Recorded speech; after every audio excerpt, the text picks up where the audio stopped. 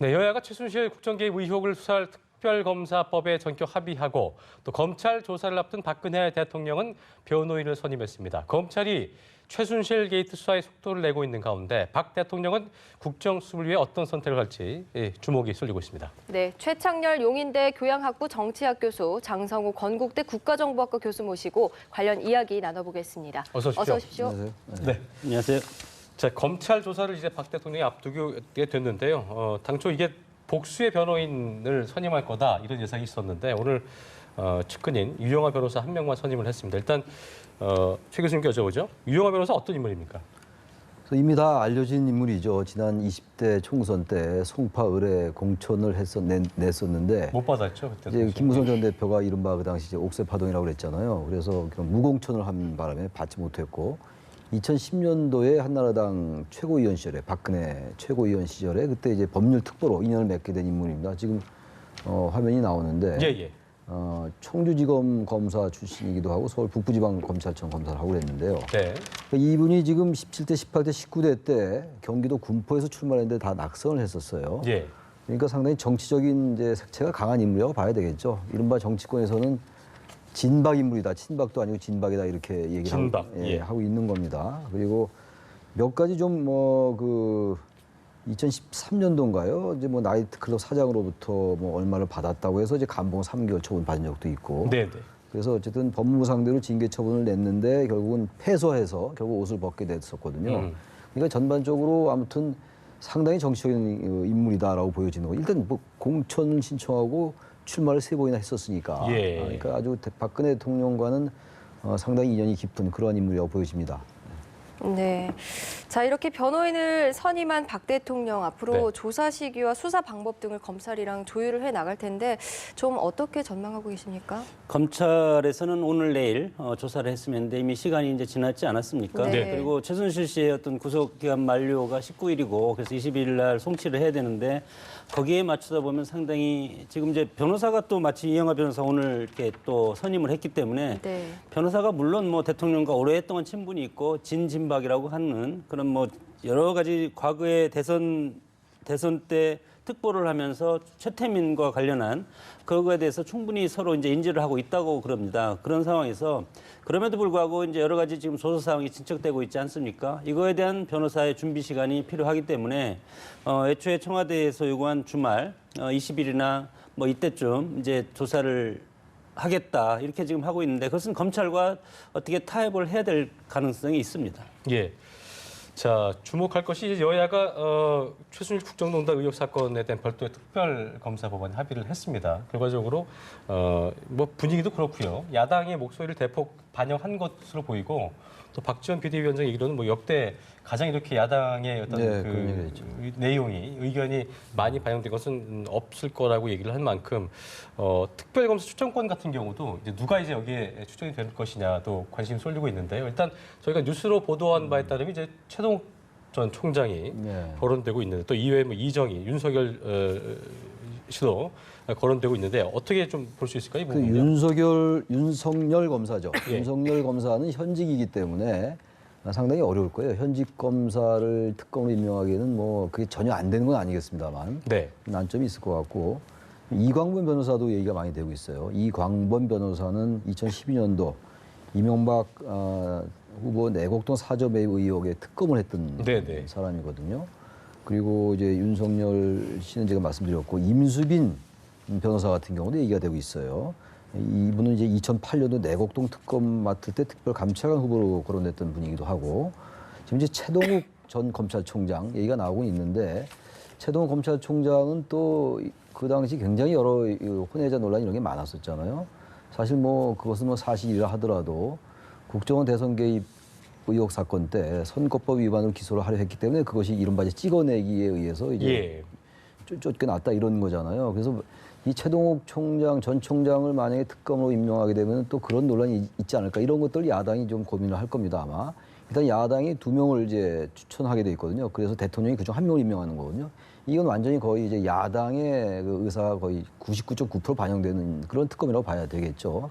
몇 명의 특검 후보들이 있는데 아무튼 특검 후보들이 누가 되더라도 지금 아까 말씀하신 것처럼 뭐 사상 최대 역대 그야말로 야당의 의견이 가장 많이 반영된 특검이고 또 그럴 수밖에 없고요. 예. 여러 가지 지금 뭐 문건 유출이라든지 인사 개입 문제, 미르나 K스포츠 재단 그런 그 관련 수사도 그렇고 정유라 씨 특혜 의혹 수사 이런 게 다 명시가 돼 있어요. 근데 보다 결정적인 게 이런 수사 과정에서 여러 가지 이제 제시됐잖아요. 14개인가 5개를 했는데 그 수사를 하다가 인지된, 알게 된 그런 관련 사건도 수사 대상에 포함시킨다. 이렇게 이제 조항이 들어가 있기 때문에 네. 거의 최순실 씨에 관련된 거의 모든 것을 포괄하고 있다. 이 특검의 수사 대상이. 네. 근데 따로 이렇게 뭘 명시할 필요가 거의 없을 정도로 그야말로 모든 의혹들, 제기되고 있는 여러 가지 정황들 이런 것들이 어쨌든 다 수사 대상에 포함될 수 있다. 포괄적으로 이렇게 보여집니다. 네. 그러니까 지금 검찰 입장에서도 이게 어쨌든 별도 특별특검이 합의를 했기 때문에 네. 상당히 좀 긴장이 될 것 같습니다.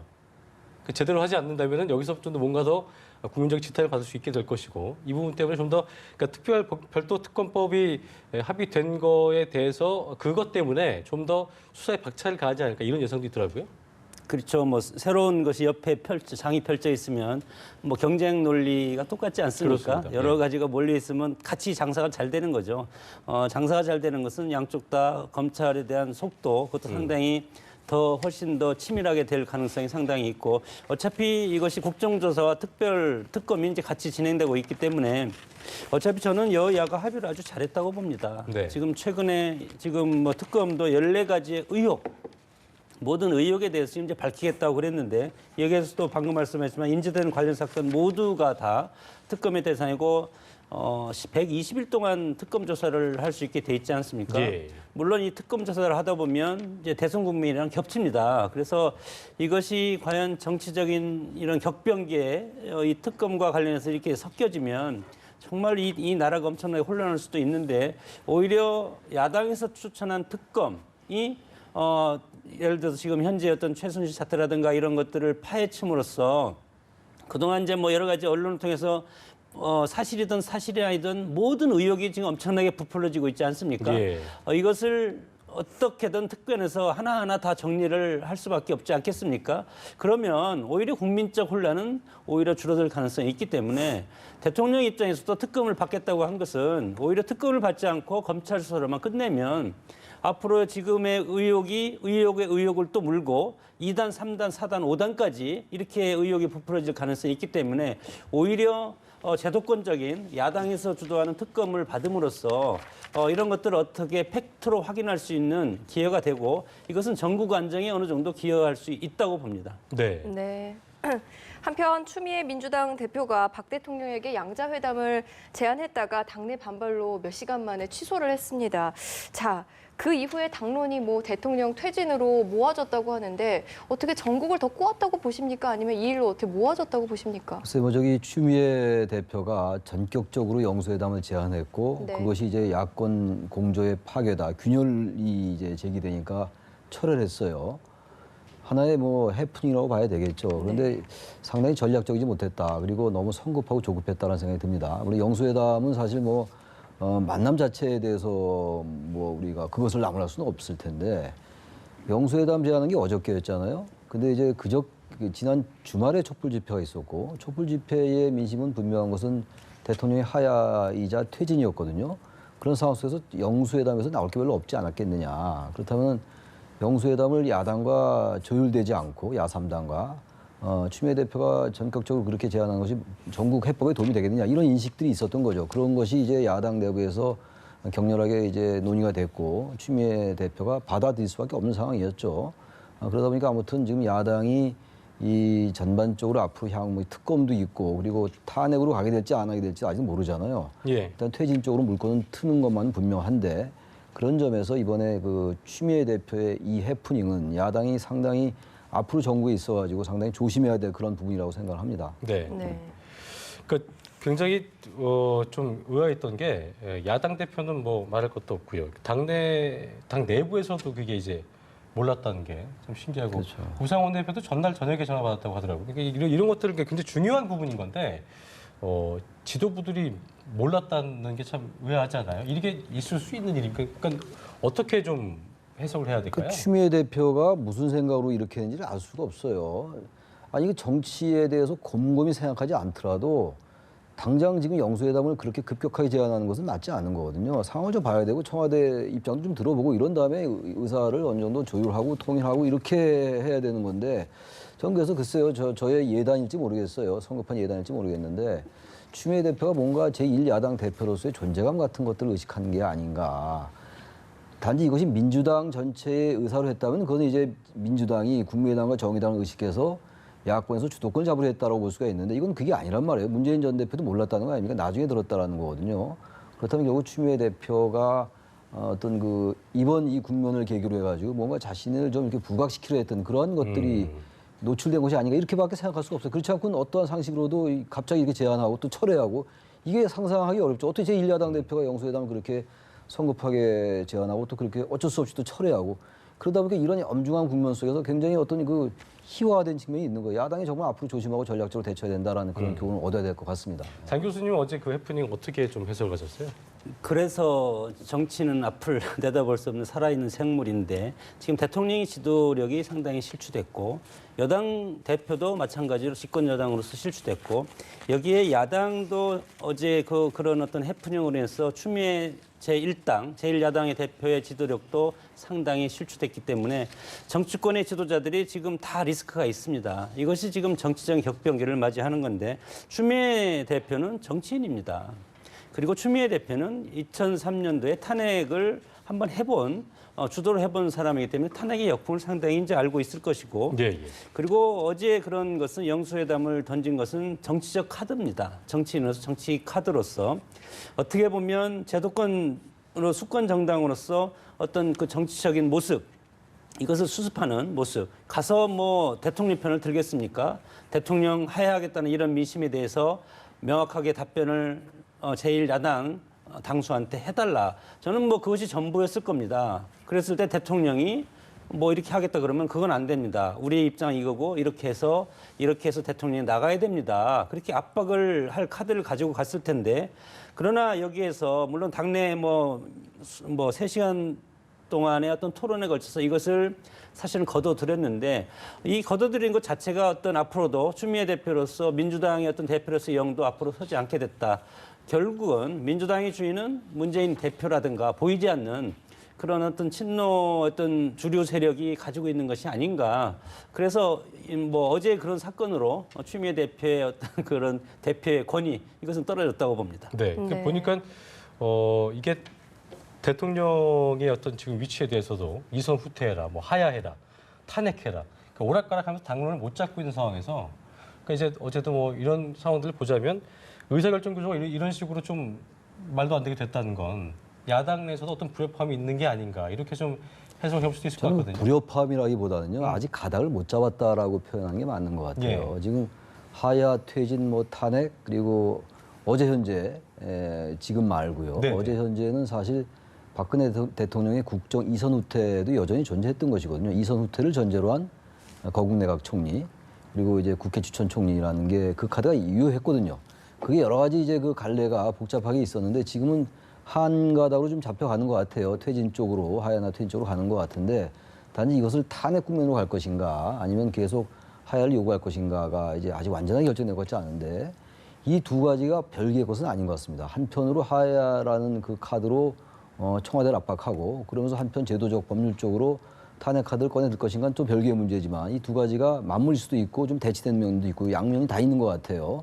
야당이 어쨌든 전체적으로 의견을 모아가는 작업이 필요하다. 그리고 시민사회나 그 밖에 어떤 사회 원로급 인사들과 어쨌든 조율을 거쳐서 의견을 하나로 모아갈 필요가 있어요. 그렇지 않으면 굉장히 이 야당 내에서 여러 가지 목소리가 나오면서 단일 대우를 형성하기가 어렵게 된다면 100만 촛불 민심으로 표출된 대통령의 하야 국민의 요구는 생각보다 다른 장벽에 부딪힐 수 있다 이렇게 생각을 합니다. 네. 네. 자, 이렇게 추 대표의 단독 해프닝이 일어난 상황, 또 박원순 서울시장이 문재인 전 대표가 입장을 확실히 표명하지 않은 것이 문제다, 책임 있다, 이런 이야기를 한 상황에서 잠시 후에 문재인 전 대표가 기자회견을 열고 입장을 표명한다고 합니다. 좀 어떤 얘기 나올 거라고 예상하십니까? 글쎄 문재인 대표가 뭐 대통령 비서실장하고 초선 의원 아닙니까? 정치적인 캐리어는 상당히 그렇게 길지 않기 때문에 이런 정치적 격변기에 뭐 문재인 대표가 하는 말의 워딩을 보면 지도자는 국민에 대해서 어떤 말을 던질 때 아주 간명해야 됩니다. 예. 단순하고 간명한 논리로서 해야 되는데 문재인 대표의 말씀을 들어보면 엄청나게 복잡하고 단순한 것을 길게 장황하게 설명하는 그런 스타일의 어떤 지도자 스타일인데 그런 차원에서 애초에 탈당하라.